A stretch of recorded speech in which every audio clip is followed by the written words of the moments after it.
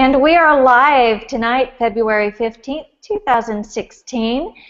Welcome to TL News Night, where we bring you the latest news each month for school libraries. We're going to go around and introduce ourselves this evening. I'm Nikki Robertson from Madison, Alabama.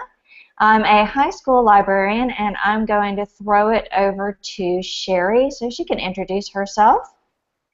Good evening. I'm Sherry Gick. I'm in Rossville, Indiana. I'm a library and instructional technology specialist, K through 12. I'm going to pass the mic to Alyssa.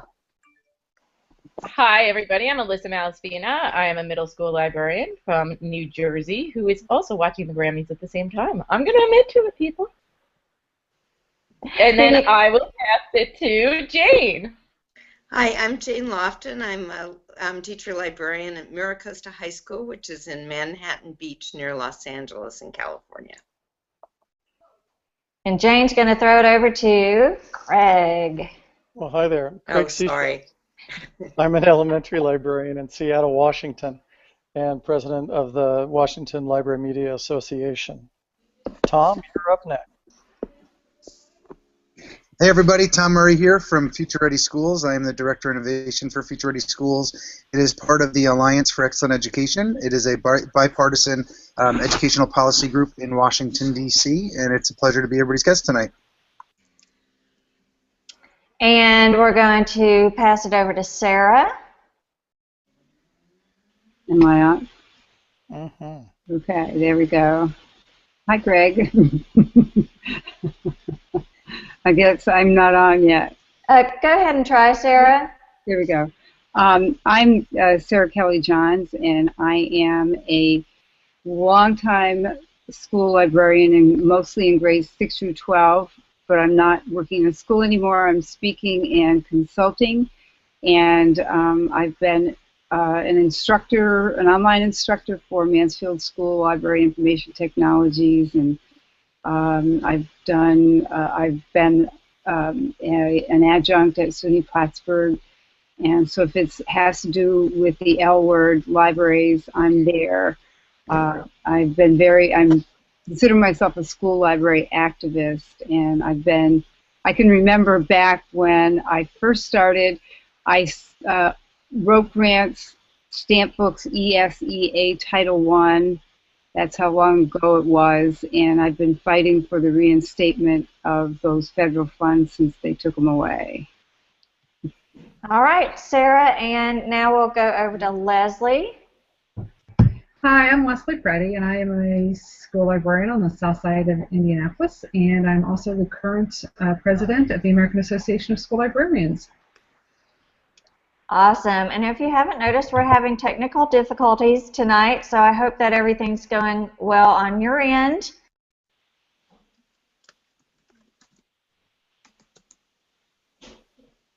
With Nikki dropping Oh dear, out like we that. just lost. We lost Nikki, but that's okay. We'll continue. Pick it up, Jane. Can you talk about the purpose of TL News Night? Sure. I just wanted to share with you the purpose of TL News Night. It's a live show presented in news show format featuring special guest experts from state library associations and others across the education spectrum, and some real luminaries tonight. We also review school library news in your library program. Please participate with us on Twitter by using the TL Chat hashtag. If you don't like how the media depicts educators, realize that we are the media now. So tell the story the world wants to hear. And we invite you to contribute in the future by having your state association participate, and go to our wiki and sign up, and we'll be posting all those links. And I believe Nikki's back, so I'm going to throw it back to her. Okay, yeah, so just as you have questions tonight, the hashtag TL Chat, and let us know if you want to contribute. And we're very excited tonight for this show because we get to discuss ESSA and how it affects school libraries. So again, sorry for our technical difficulties, but we'll go ahead and get started. And I'm so excited for the guests that we have here tonight because I think they have a really great understanding of ESSA and how it affects school libraries. We're going to follow our pass the mic format that we started doing this year, but of course if you have any questions you can do the Q&A feature or ask your questions on Twitter using hashtag #TLChat. So Tom, I'm going to let you kick this off and explain to people who might not know what ESSA is, if you can give us a brief background on that. Sure. Welcome, everybody, and glad to be here. Tom Murray again from Future Ready Schools, and some of the work that I do is related to policy. At the Alliance for Excellent Education, we are a bipartisan group in Washington, D.C., really geared towards supporting teachers and supporting kids first and foremost. And so our work is in a bipartisan way. So we work with the White House on a daily basis. We work with the Senate and the Congress on a daily basis, truly. And part of the House at the Alliance spent countless hours over the past year and a half really working on ESSA, the Every Student Succeeds Act. We all have been very familiar with and lived under No Child Left Behind for a number of years. This past December 10th, it was signed into law by President Obama. I can tell you that leading up to that and the months prior to it, nobody thought anything was going to actually get done. When Representative Boehner stepped down, there was a lot of talk that nothing would get done during the rest of this administration as it came to ESSA. But both sides of the aisle, both Republicans and Democrats, said things absolutely have to change. And so we worked with Patty Murray, she's a Democrat on the left, as well as Alexander, the Republican on the right, and we would essentially work with them on both sides, and there's other groups that do as well, but we would work with them to essentially bring some common sense, yet also have some guardrails. You know, there's an interesting dichotomy out there when we talk to educators, and first and foremost, I'm a teacher at heart. I spent my entire career, and I guess I should have said that earlier, as a teacher, as a principal, as a tech director in a public school for 14 years, up until about a year and a half ago. So for me, this whole new DC political realm was a bit new. You know, I went from the local school board to working with Republicans and Democrats in the Senate and Congress. When it comes to ESSA, this is the new law signed as of December. But what happens here is it's going to take time to transition. So essentially, the president signed into law this past December. But what's happening now is Congress really needs to look at, well, okay, now that this is the law, what does this all mean when it comes to things like accountability? What does it all mean? But what I can tell you is it's really, some people have referred to it as been a U-turn compared to No Child Left Behind. I'm not going to say that I know every single letter of the new law, but having worked in it in some aspects of it, some of the key pieces related to it, number one is it still does mandate testing in the required grades. However, one of the changes that is really huge here is we've had this notion over the past number of years of waivers, and where states would essentially say, okay, yeah, that's the law, but this is the way we want to do it. So, Mr. Secretary of Ed, you know, Secretary Duncan, here's the waiver that we're requesting, and that they would work with the U.S. Department of Education on waivers to kind of do it their way. This new law gives states and local districts far more power than was in No Child Left Behind. No Child Left Behind had a lot of power at the federal level, and this really turns it back to states and to local levels and says, okay, you've been asking, and this was both supported by the left and the right in Congress and in the Senate, really saying, okay, you've been asking for, you want this control, you've been, you know, given all these waivers, okay, have at it. Now, from a federal end, you've got to be careful with, we need some guardrails. You know, and this is my personal opinion, but, you know, there's somewhat of a notion of, you know, completely hands off if we don't need anything, but we want to be careful of things like Title IX, we want to be careful of things like special ed. I think when we would talk there, you know, as educators, people would say, yeah, you know, special ed for our children needs probably a good thing. So, you know, from a federal level, we want to make sure guardrails like that. Also, many of our traditionally underserved students, you'll notice a lot of times when we talk accountability and you look at different scores, they'll look at things called subgroups, which we all know.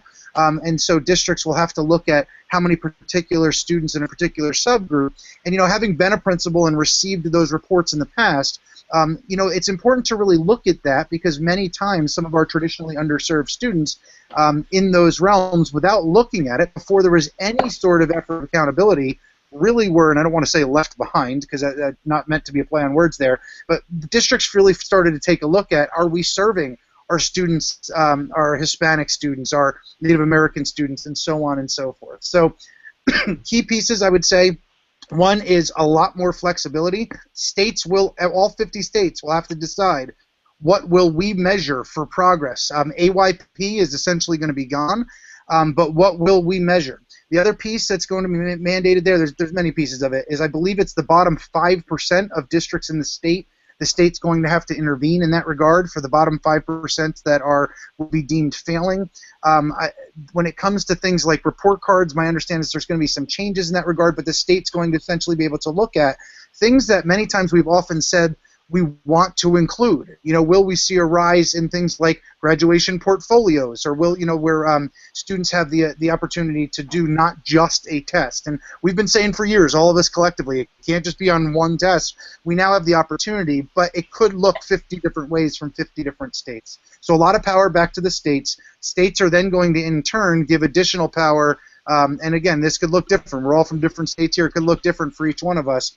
Give additional power back to the local level, so many of those decisions will be made there as well. So a big U-turn from federal power down to state and local levels, with some guardrails still in there related to subgroups and accountability for things like Title IX, special ed. Those kinds of things aren't going away. From an ed tech end, that's kind of my realm. When we work with Future Ready, I know I had worked with Senator Baldwin. She's a Democrat out of, in her office out of Wisconsin, related to something that was known as EETT. It was something that was a former technology-related funding formula. We had worked on rewording some of that. Some of the wording that we had put in is in the new ESSA. Essentially, some of the pieces to that from an ed tech end is we're anticipating additional funding. Some of the appropriations, they're still going on. So if you see numbers that are out there, they're anticipated numbers or budgeted numbers, but who knows when it comes agreed upon. For instance, let me give you another example. The president of the White House came out a couple weeks ago related to the computer science initiative from the president and said, we want $4 billion, but we're going to have 135 or something like that million put in there. Some of that all has to still be agreed upon. And so when it comes to the funding for EdTech, it's a good sign because EdTech's kind of back on that map. Something that when we talk about our librarians or our media specialists, you guys are incredible leaders in that field. That will certainly have an impact. So a couple key points there, but Nikki, I'll turn it back over to you. Yeah, and so Sarah Kelly and I were having a discussion before the show started about this coming back to the states and not being federal and having 50 different things going on. So Sarah, did you want to jump in on this? Because I know you were talking about that earlier. What Tom is saying is absolutely true. Now it's all about who is the lead educational agency. There are several provisions in ESSA that particularly includes school libraries now. NCLB did not include anything, but under ESSA, there is a provision that says that school districts must show how they are meeting effective school libraries. But there is no definition of what an effective school libraries what that looks like. And so one of the things that I feel very strongly about is that there was a definition in the Skills Act, and there's a piece that I have that came out of Colorado from the Colorado State Library called Basic Provisions in ESSA for Libraries, Technology, and Digital Learning. And there's one that is from ALA that Leslie will talk more about, opportunities for school librarians. There's a lot of opportunity out there, but we can't ignore it. It's like I've heard over and over again, ALA dues are too high.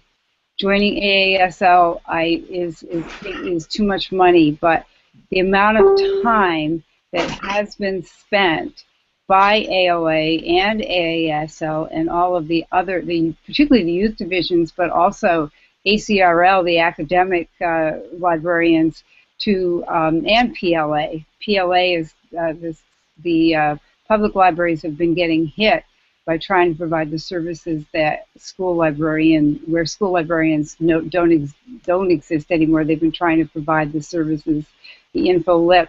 So ALA as a whole backed first the Skills Act, then ESSA as that came through, and the ALA Washington office worked tirelessly to get in whatever it could into ESSA,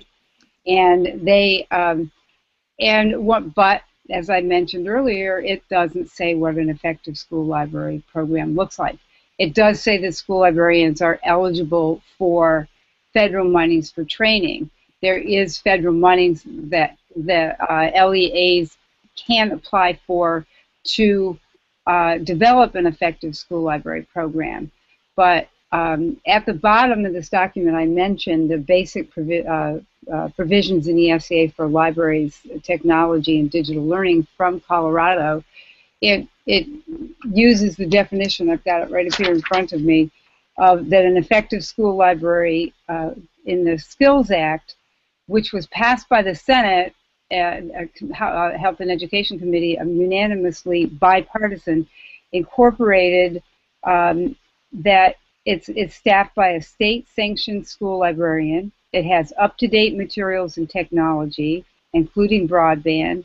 It includes regular collaboration between teachers and school librarians concerning school reform efforts, and 4, supports the development of digital literacy skills. Well, state associations of school librarians have enough to do than to spend time wordsmithing. We're really good at wordsmithing. It's one of our best things. But have an opportunity to develop a statewide advocacy plan, to form bridges with their state agencies, to develop talking points. It's got to be specific to their state, but it has to be within the guidelines of what really is an ESSA. So right now, school library associations at the state level, even the local level, if you have them, need to be working on who do we connect with? How do we make it easy for school librarians to be included? I'm part of the New York State School Library section of school librarians, and we were lucky in that our state board meeting, we had the biggest attendance ever, and I think ESSA was part of that. We had over 30 people coming from all over the state meeting face-to-face in Utica, which is the middle of our state. And one of the biggest breakout sessions we met Saturday and Sunday. I mean, this is the kind of thing school librarians do, is meet up for a weekend. And we developed began to develop a letter that would go to our state commissioner. We have a new state commissioner, so she's educable. We can spend some time with her.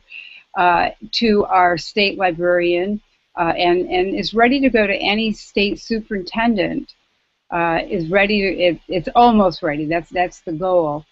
But those kinds of the state school library association can make connections at the state level, but it's up to the individual school librarians, and this is where I get my library marketing hat on, because it's up to the individual district and the individual building librarian to develop now a state, not a state, but a local marketing plan that will make it obvious that spending that money that is available through ESSA on developing an effective school library program is a good investment. So my question, getting feedback. My question is, we know that there's a lot of school libraries now that don't have certified librarians or don't have librarians at all in them. And so if it's the school librarian who's supposed to be advocating and working towards getting these funds, who's going to do that in their place? where's the requirements to have a certified librarian underneath ESSA, and provide that. So should we pass it over to Leslie and let her jump in on this? So, might have some answers, Leslie. So an effective school library program is not defined in ESSA, but what we can conclude, or what our assumptions can be, are what we know about an effective school library program based on impact studies and the research. So the assumptions that we can have is that an effective school library program is staffed by a state-certified school librarian. That's what the research tells us. It has up-to-date books, materials, equipment, digital resources, technology, includes regular collaboration between classroom teachers and school librarians to assist with the development and implementation of the curriculum. And the final thing that the research tells us is that it supports the development of digital literacy skills and digital citizenship. All of those we need an effective school library program means that we need an effective school librarian. But when you ask about what do we do for the schools that don't have a school librarian and how do they advocate, this really is, as Tom said, it started at the top. It started at the federal level with this bipartisan effort, and now it's going to be moving down to the state level, and it's going to trickle down to the school districts and the schools, but it's going to trickle down to the state first.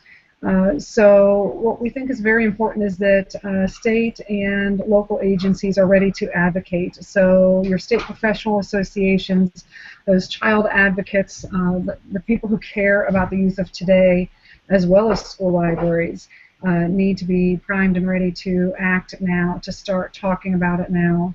And one of the things that AASL is doing to try and help people with that is that we have a cooperative project with the AASL Advocacy and Legislation Committees, and they are posting blogs on the KQ blog.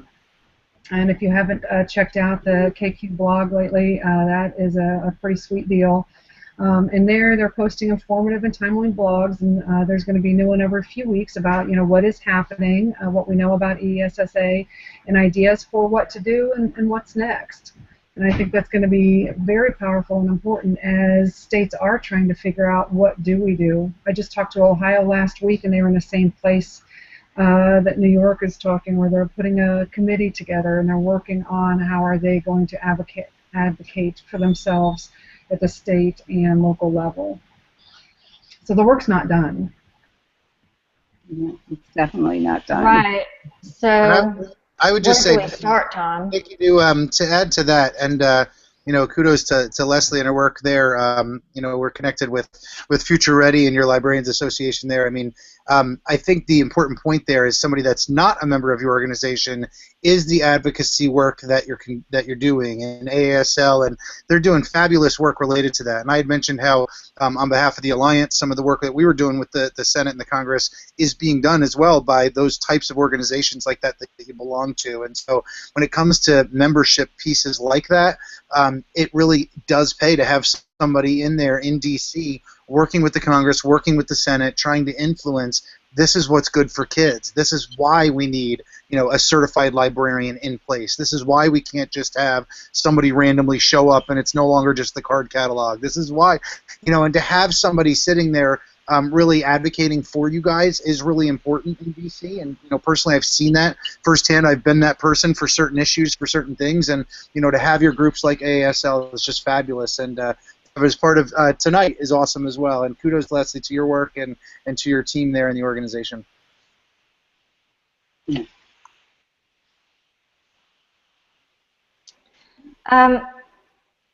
Let's do around the room and get some input from some others, and I forget which way we're going around. But I think, Sherry, and then Jane, and then Craig, and then Alyssa. So, Sherry, I'm going to pass it over to you. What are your thoughts, as a school librarian, to what you're hearing so far about ESSA and school libraries?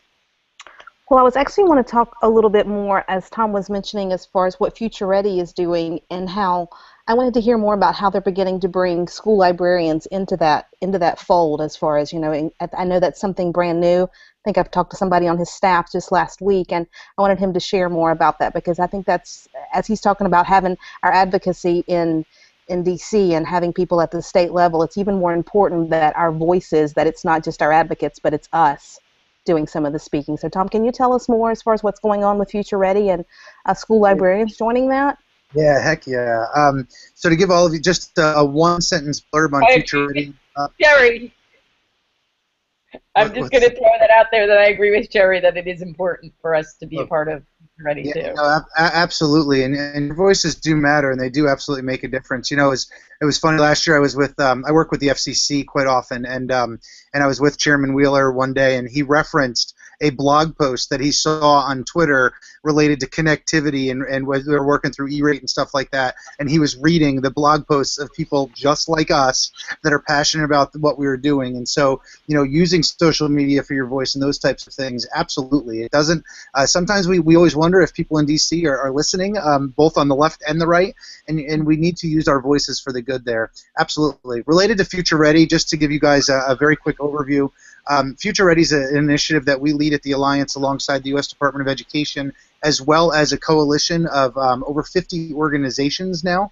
If you can check it out at futurereadyschools.org, but I can tell you we did a soft launch of futureready.org on Friday, and we're going to be moving that and unveiling that officially on Digital Learning Day, which I'd love to mention just quickly in a little bit as well, on Wednesday. And so with Future Ready itself, our group, the work there is really focused on high-quality teaching and learning first and foremost, but it's focused on school leaders. We've had over 2,000 superintendents sign our Future Ready District Pledge, and we've had, last year we had 13 summits with about 2,300 school administrators that attended, and this year, in a couple days at Digital Learning Day, we'll announce our next round of summits and so on and so forth. Specific to librarians is coming. So what I can tell you is we really started at that high level with superintendents, not to minimize the teacher voice at all by any means. I'm a huge advocate for teachers and empowerment of teachers, but really what we wanted to do is we've all seen the cases where you guys come back, we come back excited from a conference, from a session, a workshop, from something on Twitter or something like tonight. You go back to your district and the superintendent's like, yeah, we're not doing that, and it all goes away. And so we really wanted to start kind of with that high-level leadership and pushing their thinking and moving forward. And so focused on superintendents from the get-go over the past year. Also then on admin, we created a lot of tools for that. But we are looking at, and it's funny, Sherry, that you mentioned this and bring this up, because we've had essentially one conversation on it, and we've got to take a look at how do we partner with your organization. So let's just say that it's going to be coming, but I look forward to your library associations taking a look at Future Ready librarians. So I know when this concept first came out about a year and a half ago, there was a small group of librarians that actually started to run with.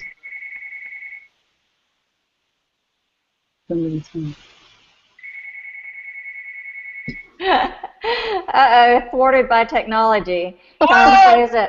We lost another one. That's okay. I like what he was saying too, and we have a tweet out here. Wait, there he is. He's back. Tom back. I'll tell you. Sorry, guys, I got booted again. Sorry about that. Yeah, we'll go back to Tom. So I will just say with that, and it's very preliminary because we haven't done any of the legwork yet, but everybody at on our Future Ready team is all about creating something related to a Future Ready library type strand, like what's a Future Ready librarian look like. But I can tell you some of our first calls, because we haven't made them yet, we've got to get through Digital Learning Day and our planning day at the Department of Ed next week coming up, will be to AASL and your organizations, probably Leslie, saying, like, how do you want to partner on this? How can we essentially define what do we want the library to look like? And obviously creating flexibility, not by dictating exactly what it should be, but what does that very progressive, forward-thinking school library look like? And so that work is coming. Sherry, I'm impressed that you knew that already in that regard, but you guys play a very, very key role in many districts or many schools. You are the leader when it comes to this stuff in ed tech, and so the overlap with Future Ready is phenomenal. All right, Jane.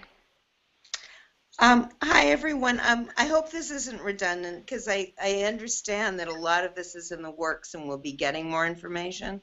I also know, though, that with everyone in the school library field and education is well-meaning, I know, but we're also very, very busy. And so often requests for advocacy come through and people don't always get to them. So for right now, what would any of you suggest as sort of like the number one or maybe one or two things that we as site librarians could be doing right now, either to help with this or to get ready for it? Love that question. Who wants to take that? Sarah? Sure, I'd be glad to answer that. First, it's to become familiar with what is in ESSA. To know where are the provisions that work in your school that can bring in more money, to more funds, more training, that can actually make a difference for an effective school library media program. Second is to look at your program, see where it can be marketed more loudly.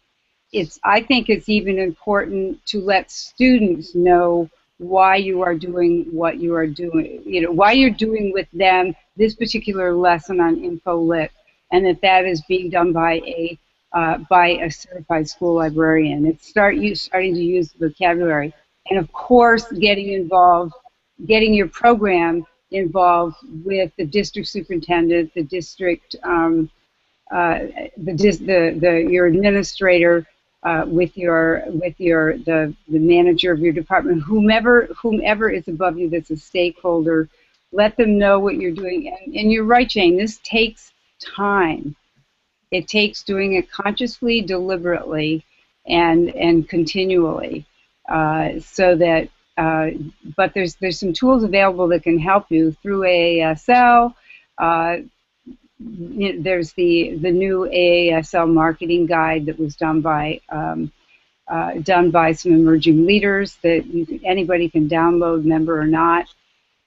But it's really to start being seen at your level as a really good place for that ESSA money to make a difference for students. Students are the bottom line. That's an old line, but it's a good one. It's a good one. It's true. Be exemplary and show that to everyone all the time, right? Right. We've had several people on Twitter asking about the links and documents, so I have put that up and put out a link. So if you just look on TL Newsnight, just look up TL Newsnight in the search bar, and you should be able to find that link to all the documents. If you don't see a document you think should be there, please let us know and we'll get that up right away. Alyssa.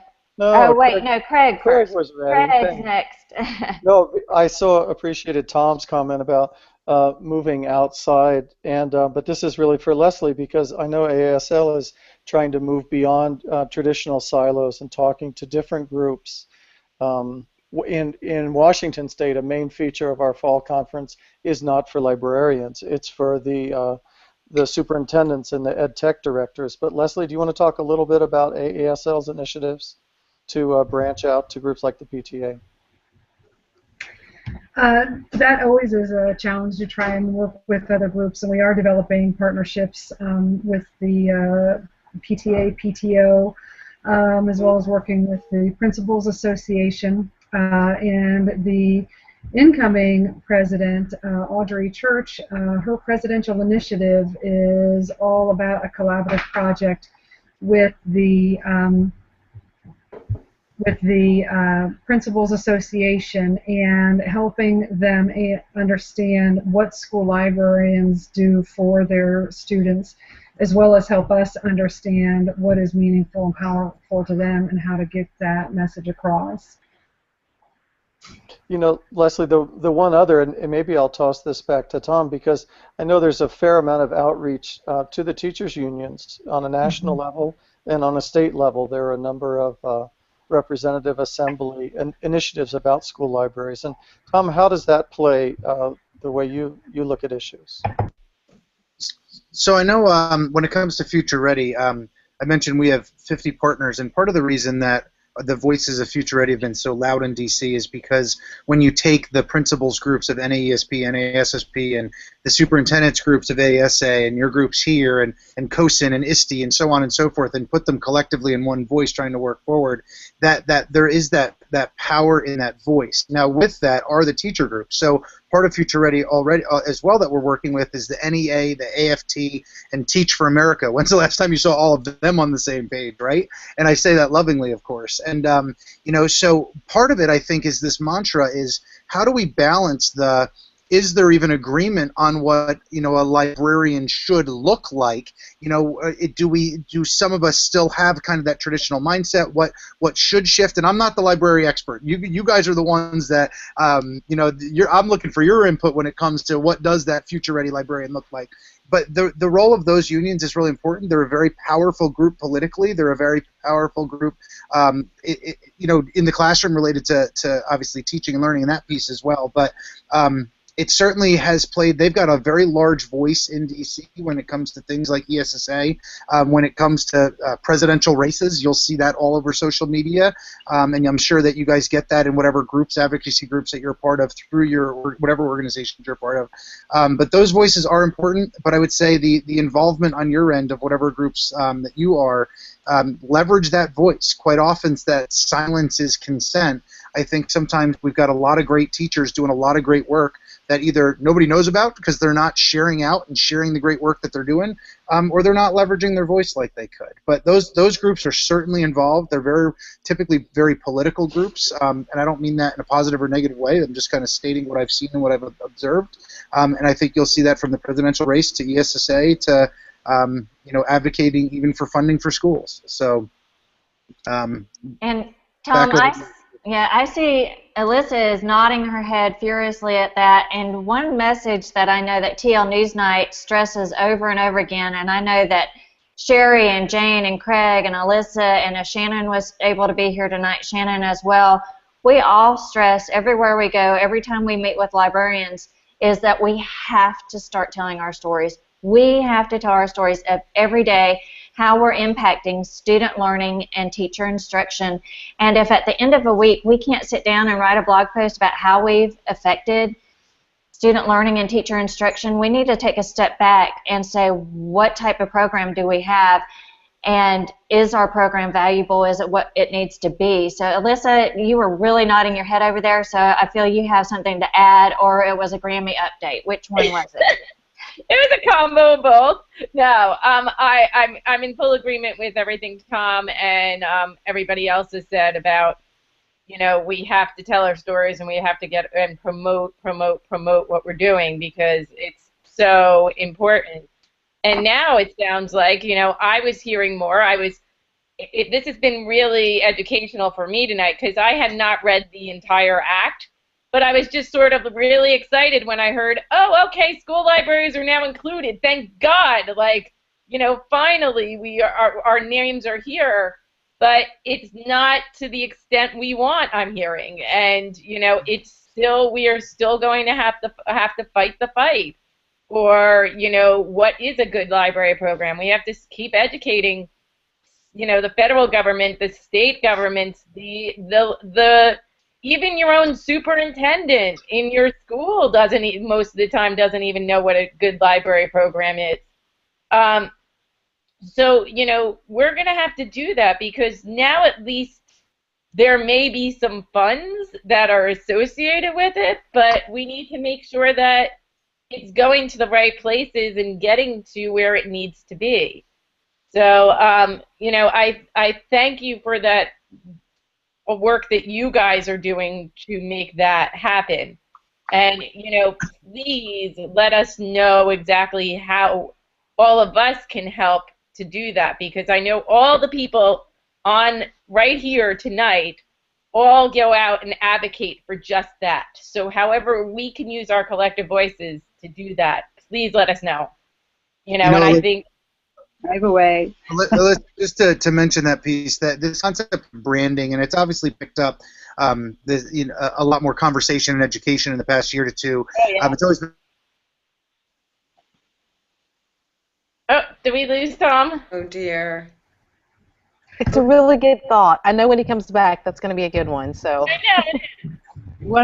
I do have something until Tom comes back that is one of the next federal steps, and that's that the ESEA has to go through a process called Notice of Proposed Rulemaking, NPRM, and I'm quite sure that the other organizations will be watching this carefully, and so will ALA. But there's going to be some moments when there's chances to comment, and that's one of those times where we really need to use our social media, Twitter and Facebook, and our state library associations, our district email, to let people know that this is a chance. As they're probably going to do provision by provision.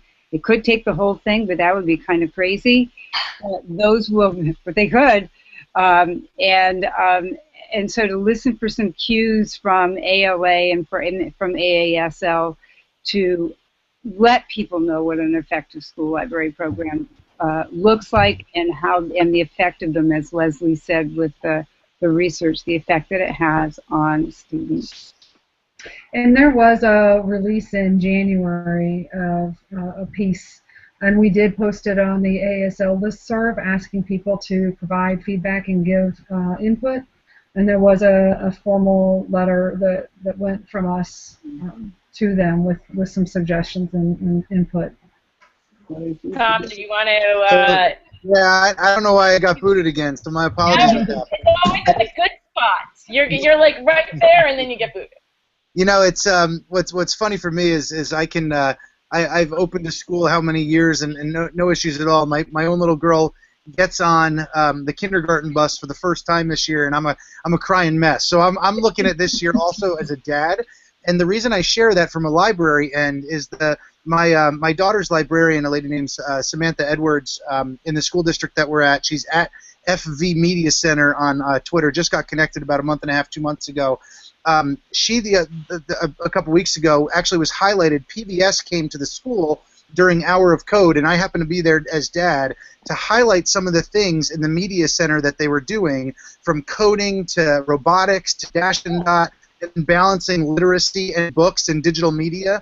And my daughter talks about library literally every day. And even tonight we were doing makey at home, and she kept saying, well, Miss Edwards tells us we can do this and we can do that. And so the impact that you guys are having, far beyond just checking out the books of, 35 years ago is amazing. And so part of that telling the story is what I was going back to there is there's PBS in my daughter's elementary school because of the librarian's leadership, telling the story, getting connected, doing all these fabulous things before school, after school, but also with all children. And one of the pieces that we work on the Alliance end is that equity piece. Equity is a huge issue that we'll continue to push. It's our theme for Digital Learning Day this year, and that we don't want to just offer those types of opportunities to our top kids, our smartest kids, or our kids that finish the work first. If they're a kindergartner or a fifth grader, if you're the top student by whatever metric you're going to use, or say the most needy student, you had an opportunity in the library to create, to make, to design, and that story being told by my daughter's librarian, creating that culture of innovation, is kudos to the librarian and the amazing job that Samantha's doing there. But it's also given the community, it's PBS's either #1 or #2 video in this area for this year that they've shown, which tells the story of the amazing work of the librarians and what's going on, but it also educates the parents of their mind thinking, wow, that was not the library I grew up in 30 years ago. And so, but it's balancing. It's still about, there's still a lot with literacy and digital literacy. It's not just saying, let's just create one big makerspace and heck with books. It's a really good balanced approach. And so it was really, really neat. Alyssa, I know all you guys are doing a lot of that type of balanced approach, but it was branding, it was bringing attention to it, it was a librarian leader as a teacher that really sparked it in the community. And now other elementary schools in the district are starting to say, hey, what's going on in that library? Because we need to want to be able to do some of that as well. And so, you know, kudos to Sam as a librarian, but look what starts to happen in librarian leadership there as well. And so, I'm going to jump in real quick because I just got back from an EdTech conference, and some of the librarians were saying that their superintendents and their principals have now gotten so much on the makerspace thing that they want the library to be nothing but makerspace, and have completely negated the books and the things that we do to promote literacy and to help with literacy within the school. And I know that it's awesome with maker spaces and everything, and getting that in for all kids so that it's not just for the ones that have a robotics class or have a computer science class, but we also had to find that balance. Does anyone want to address that, the finding the balance with those things? I mean, I could talk about it a little. I think it is a very important balance that we have to have, is that balance between both. Because it can't just be one or the other. You have to have a good balance between all of that, because and Tom brought this up, and I think it's an extremely important part that a lot of people forget, is we are the people that see everybody in the school. Your 7th grade teacher is only seeing those 120 kids, you know, that they get, if that, in their class. We are seeing every child come through our libraries. Every child, K through 12, comes to those schools. So we are really the place where you're getting to hit everybody. And I think that is something that we really have to bring and promote too. And not just make it, you know, so when it's a maker space or when it's promoting literacy, we have to remind everybody that it's going to everybody in the school, not just, you know, that one class of people.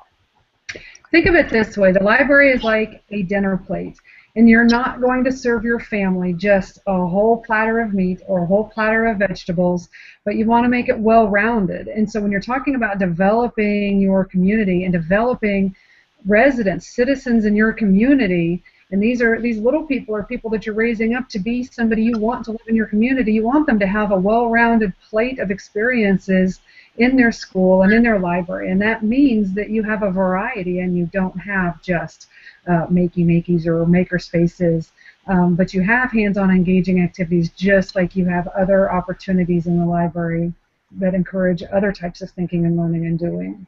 Mm-hmm. Yeah, could I just interject? Obviously, with everything that's been said, I just concur with. And one of the things, though, that Tom mentioned is about his child, and that we also we should be hearing from our kids, sharing about their wonderful experiences. So if we could get them helping to tell the story too, that would be really awesome. I have to jump on that one as well, Jane. I agree.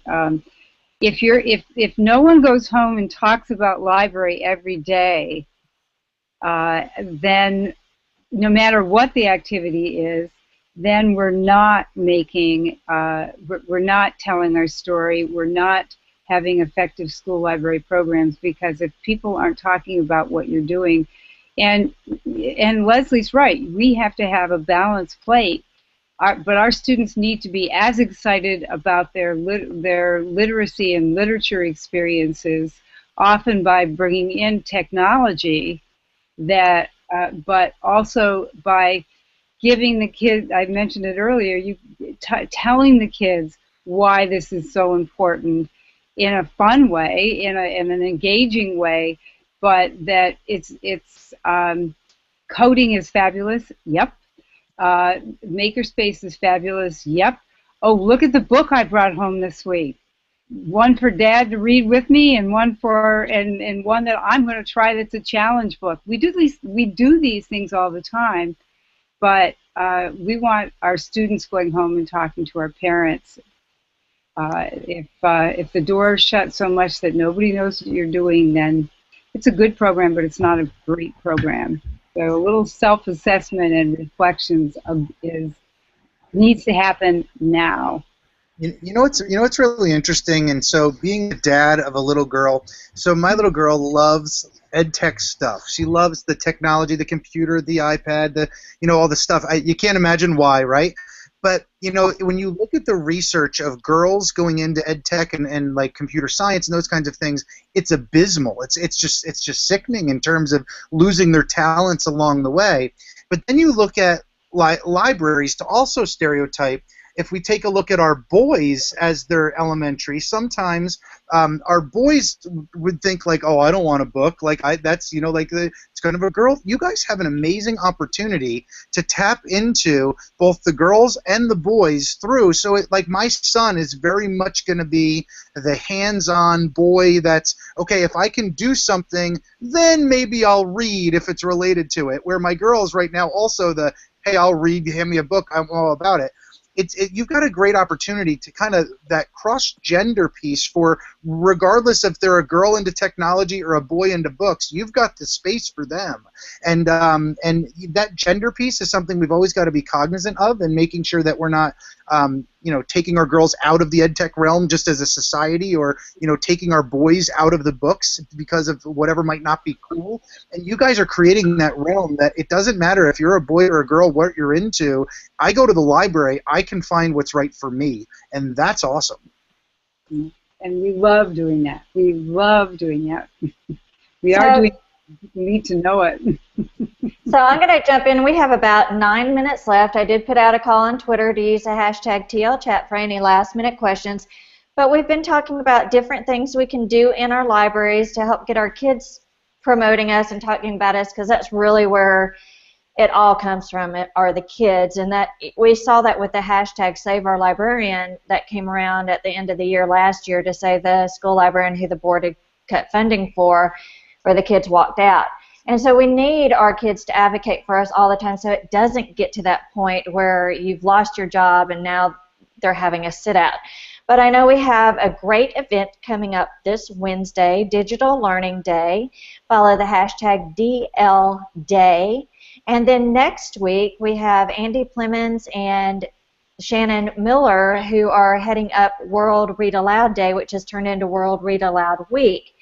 So we're going to do our round robin about that, and I know that Tom wants to talk about Digital Learning Day and what we can do from the library to encourage Digital Learning Day. So Tom, and we're going to go around to Tom, Sarah, Leslie, Sherry, Jane, Craig, and Alyssa. Great. So thank you, and thanks for the time on that. So this coming Wednesday is Digital Learning Day. It is phenomenal. It's actually my original tie to the Alliance. My team was highlighted when I was back at the district on Digital Learning Day 3 years ago for some of the digital work that we were doing, and that's kind of what tied me to the Alliance originally and why I ended up being there now. So a shout out to Camilla Thigpen on our team at the Alliance. She's the head for Digital Learning Day, doing an amazing job. This year we have Rafranz Davis. Rafranz is going to be our MC. Our theme for Digital Learning Day this year is equity. So if you check out digitallearningday.org, everything is totally free. And just to make sure, if you're not connected to Digital Learning Day, it is not the premise of let's do one thing digital on today, like yay. No, no, no, no, no. It is a celebration of what goes on all year long. So we highlight multiple school districts across the nation. Very often we try and grab somebody that's urban, somebody that's rural, somebody that's large, somebody that's small, and we try and really diversify that, but tell the story of the amazing work. And so, we're going to talk about one in the first segment. It's on equity and access, and we're going to be out and highlighting Coachella School District, Coachella Unified, and in what they're doing with Wi-Fi on buses for connectivity in their district. And we're going to be talking about leadership, and we're going to be doing a segment with the Jennings School District. They're just outside of like Ferguson area in Missouri, and very, very high need district, but they are beating the odds. And so we help districts tell their stories that are really up against the wall, but they're fighting through the socioeconomics or the lack in connectivity, and they're doing whatever they can for kids. So Digital Learning Day, it's an amazing experience. How can librarians be involved? We encourage you guys, anything that you're doing that day to celebrate Digital Learning Day, we've got a map on digitallearningday.org that you can log it. It'll appear on the map. We've got over 1,000 events listed already. We are also partnering with Participate Learning, where you can create collections, the digital collections of resources that you're already using that you could share with other librarians, because we're really trying to have people collaborate and connect and network as part of it. But this year's theme is related to equity. We've got a number of segments throughout, a number of guests throughout. One of the pieces, we have Jessica Rosenwurzel from the FCC. She'll be joining us in the morning. She's been also advocating for, she worked a lot on the E-rate pieces, which was your connectivity in schools. The FCC, and we're working with them on what's called the Lifeline program. That's been around for years. That's actually your stipend that families get. Doesn't matter if they're school age or not, that is very, very low income to get a phone, but their FCC is looking at it right now to actually possibly also give them the opportunity to use that for broadband service in their area for connectivity at home. And Jessica's been an incredible leader when it comes to the connectivity, the broadband, and she's one of the commissioners of the FCC. So she'll be joining us live. We're going to be streaming a lot of segments. You can see the run of show. We've already got it up online. We've been working on it all weekend. If you go to digitallearningday.org/equity, you can see our run of show with the different segments and who we're going to be highlighting. There's also hundreds of free resources in there that we encourage you to check out. On behalf of Digital Learning Day and the team at the Alliance, a true thank you. And I don't say this lightly, but thank you for our librarians or media specialists, however you're going to refer to yourself in that regard. You guys are amazing leaders for kids when it comes to this work and this type of work, whether it's holding a book or holding a laptop or holding a tablet, from literacy to things like STEM education. You guys are true leaders, and I don't say that thank you lightly. So for me, it's been an honor to be here with you guys tonight. Check out Digital Learning Day. Check out the work that we'll be doing related to equity, and thank you for your support of that as well. Thank you, Tom. We're going to go over to Sarah and let her have a last word, and then we'll pass it along and let each person have a last word for the night. It's hard for me to just have a last word, but I will stop after this. But as I listened to Tom speaking, I thought about the fact that there are so many activities that we do that involve digital literacy, right from teaching web evaluation through just standing with a child and helping them. But for Digital Literacy Day, it might be, one idea might be to do the equivalent of a snapshot day.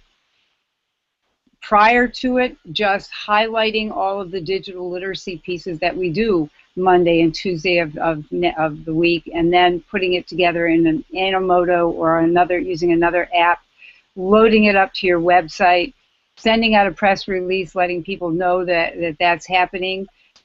So that would bring them to the school library website, but it would also highlight, here is what I do every day to support digital literacy.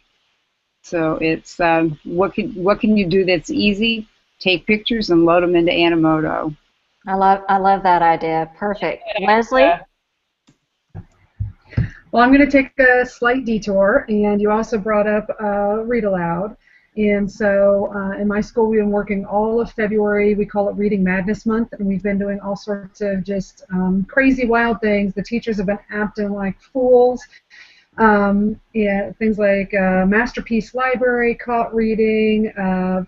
But the big deal is just to build community within the school based around just the idea of reading and literacy, and also to get books in our kids' hands.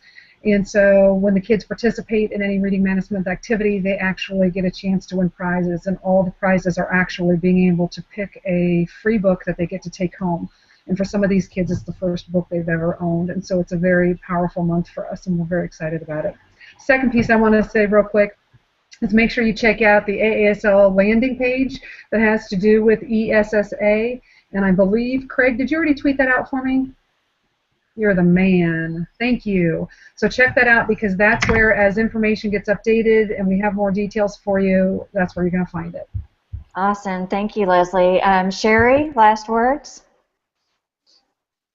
I don't know how to follow any of this as far as we're participating in both at my school. We'll be tweeting about Digital Learning Day and some of the things that we're doing. And I'm finishing up my World Read Aloud Day schedule. And like Leslie said, reading aloud with kids, you can't ever forget the importance of that. So we have lots of guest readers and some connecting going on across the nation, connecting with my BFF Matthew. So it's going to be a great day. Had to get my shout out in. Where's your Andy Clemens shout out, Nikki? Here we go. I know, I've been shouting out Andy Clemens, and it's his birthday, by the way. Happy birthday, Andy! Happy birthday, Andy. All right, Jane. I just love all the ideas, and Sarah Kelly sounds really easy, taking photos and turning them into Animotos or something like that. And I'm going to take up that idea, and I'm also looking forward to participating in World Read Aloud Day. And thank you all for the wonderful ideas. All right, Craig. Yeah, well, I'm just tickled. March 7th, I'm going to use the TL Virtual Cafe to talk about social justice at the library. Awesome. Have room for a couple people, but equity is our social justice issue. And I'm thrilled to have guests lined up and also room for one or two more. If you know somebody whose candle burns so bright on that issue, send them my way. Tom Murray. Tom? Tom Murray, yeah. I figured that out. That guy. Who is he? Alyssa. I mean, I've got a lot. We're doing in our school. We're going to be doing some connecting during World Read Out Loud Day with some of the people. I think we have my class and your class reading out loud together. Nikki, you and I are connecting. I love connecting my MD students. I think that that's often an area that gets overlooked in our schools. And they don't always come to the library as much, so I try to always bring them into the library with me. So they're coming in and they're going to read.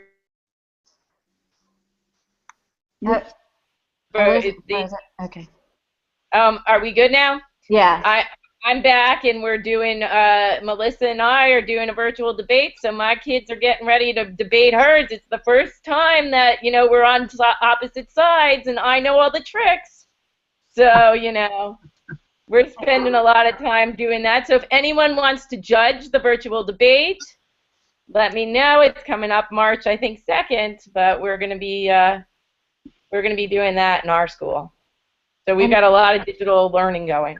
And see, I think that's awesome. I'm glad that all of you or some of you have touched on the way that we're connecting our students globally as well, getting students outside of the walls of our school.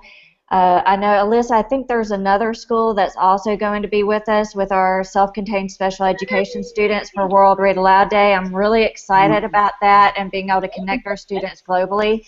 And any way we can do that is just going to be awesome. We're about 2 minutes over time, but I think this discussion has been amazing. But anyway, you can connect, promote, tell your story, tell your story, tell your story, get the kids to tell the story. Make it something they want to shout from the rooftops about how much they love your library. Sherry is going to finish us out for the night, but know that all the links in the archive for today's show is on TL Newsnight Wiki, and if you have any questions, you can always tweet me at Nikki D. Robertson. Sherry, I'm going to let you take us out for the night. Absolutely. Hey, guys, that's a wrap. Be sure and join us on March 21st as we bring on Richard Snyder and the Lake Washington School Libraries. Thanks for joining us tonight. Thank you, and thank you to all of our guests. Good night. Good night.